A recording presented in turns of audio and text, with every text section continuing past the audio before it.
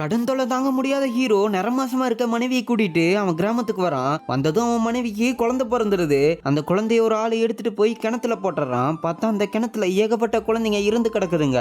So இது எல்லாமே ஹீரோயினுக்கு வந்த கனவு தான். ஆக்சுவலா கொஞ்சம் வருஷத்துக்கு முன்னாடி ஹஸ்பண்டுக்காரன் ஒரு பொண்ணை கல்யாணம் பண்ணி கூட்டிட்டு வந்திருப்பான். சோ இவங்க பிரெக்னென்ட் ஆனதும் அவங்க வயித்துல பெண் குழந்தை தான் இருக்குன்னு தெரிஞ்சுக்கிட்டா மாமியாக்காரி அவங்கள உயிரோட எரிச்சறா. பெண் குழந்தைலாம் உயிரோடயே இருக்க கூடாதுன்னு சொல்லிட்டு ஒரு ஆளு அவங்க வயித்துல இருக்க பெண் குழந்தைய எடுத்துட்டு வந்து கிணத்துல போட்டுறான். அந்த பொண்ணு பாதி எரிஞ்ச நிலையிலையும் அந்த கிணத்துல விழுந்து இறந்து போயிடுறா. இந்த உண்மையை தான் ஹீரோயின் கிட்ட போய் சொல்ல ட்ரை பண்ணிருக்கோம். ஹீரோயினுக்கு இப்பதான் எல்லாமே புரியுது. அந்த பொண்ணு கொண்ட குடும்பம் தான் ஹீரோயினை பாத்துக்கிறாங்க. ஹீரோயினும் அவங்க கிட்டயே போய் நீங்க பண்ண பாவம் எல்லாமே எனக்கு தெரிஞ்சிருச்சு, நானும் என் ஹஸ்பண்ட் ஒரு நிமிஷம் கூட இங்க இருக்க மாட்டேன்னு சொல்றா.